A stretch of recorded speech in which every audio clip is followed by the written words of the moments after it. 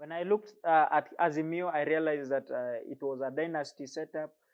Guys who've been in government forever, the oldies of government and the dynasties and the people who've been there for years. We started hearing when we even before they were there, even before you were born. Then there was Kenya Kwanza, the UDA, the United Democratic Alliance Party.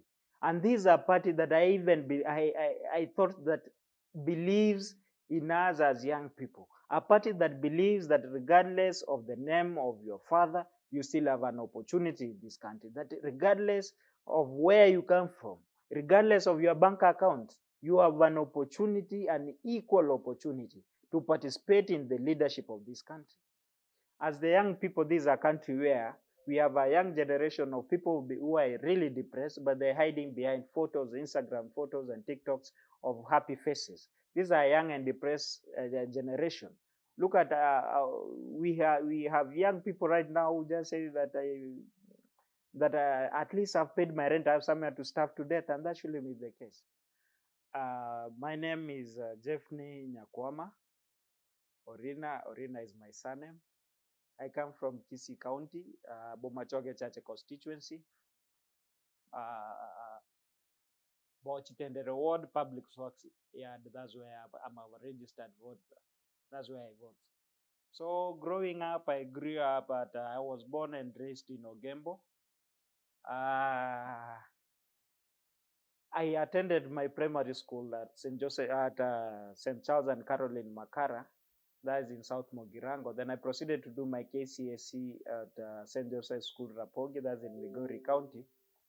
Thereafter, I joined Kisii University, where I did my bachelor's degree in education. That was my first undergraduate degree, with a major in history and Kiswahili. So I'm a proud teacher and registered by TSC. Possibly, hopefully, one day I'd want to go back and teach. After that, I proceeded to the University of Nairobi, where I did my second degree, that's Bachelor's of Laws. I graduated, then I proceeded I'm currently at the Kenya School of Law.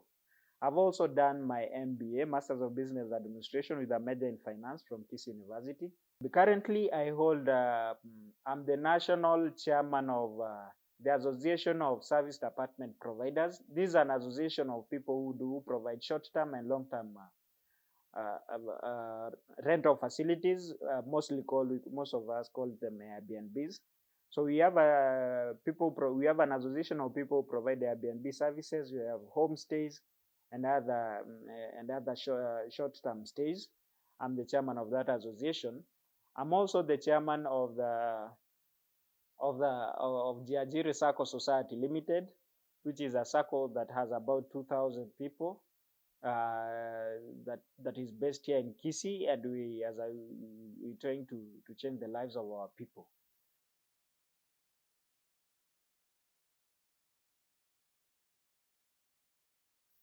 In terms of leadership, I think I've been a leader almost all my life, because in primary school I was a class monitor then.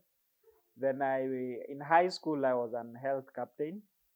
Then at Kisii University, I ran a heated campaign that all the people that were in campus those days, they remember. I ran for president of the Kisii University Student Union, which is now defunct, due to the Duale bill that changed how student politics is done in our universities.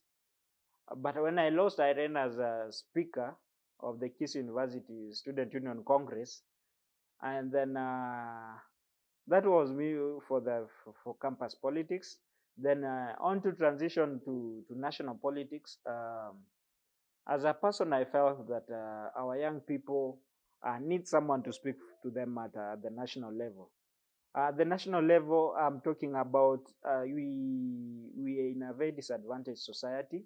As the young people, this is a country where we have a young generation of people who are really depressed, but they're hiding behind photos, Instagram photos and TikToks of happy faces. These are young and depressed generation. Look at, we have young people right now who just say that at least I've paid my rent, I have somewhere to starve to death, and that shouldn't be the case. We have a generation where life is so tough that people are just hiding behind memes to hide the suffering that they're going through. and there's no one speaking about it. Talk about the mental illness. We have people who have academic papers who are highly qualified, they don't have job opportunities, and they're suffering and wallowing in the streets and villages of this country. And we're talking about this. I thought it is an opportunity for me to go to the national stage and tell the Kenyan population about the Kenyan youth who is really suffering, that despite your hard work, despite you being in college for 18 years, that still you cannot get a decent job for you to be able to sustain your life. So I felt it is an opportunity for me to go to the national stage and talk to the Kenyan people and tell them, look here, we have a small problem here. We have a big problem here.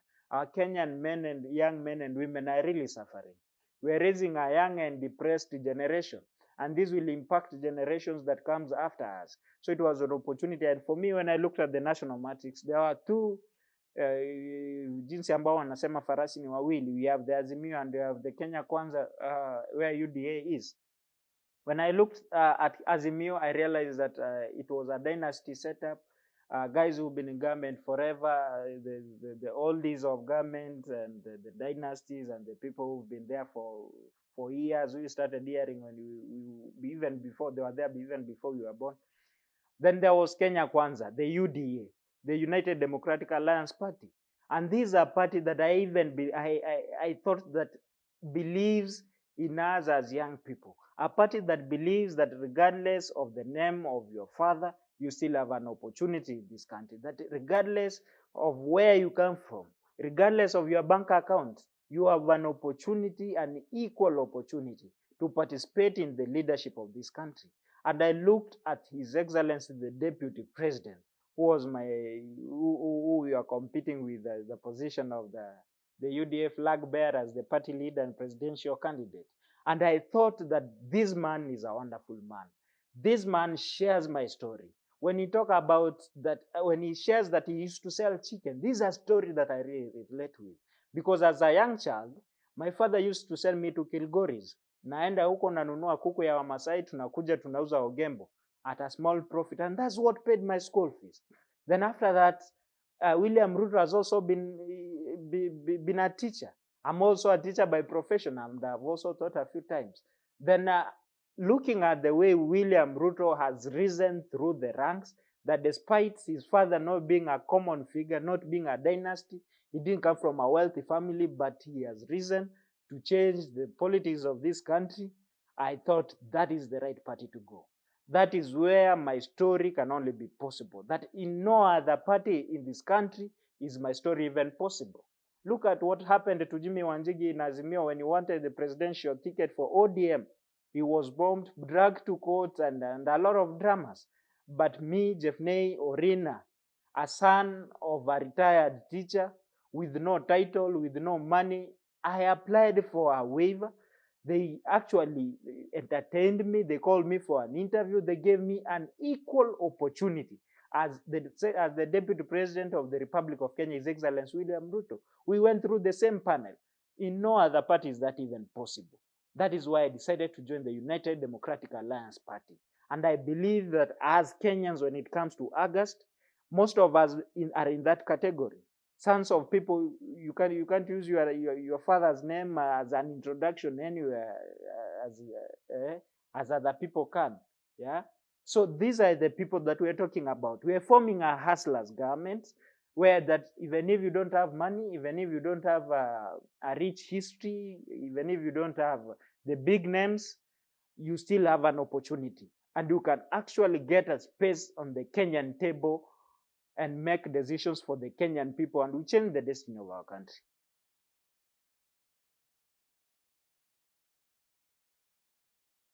Now, for right now, my focus is on making William Ruto the fifth president of the Republic of Kenya. I'm not going to contest for any seat, but we want to go around the country and tell our people, look here, the people who were competing with our competitors, the people who've caused problems to our country for the last 50 years, all the problems we have, when you talk about issues of land injustices, issues of corruption, issues of an equal distribution of resources, why should we give them an opportunity again when we can form our own government, a hustlers government? a Mama Mboga government, a Boda Boda government, and we change the destiny of our generations.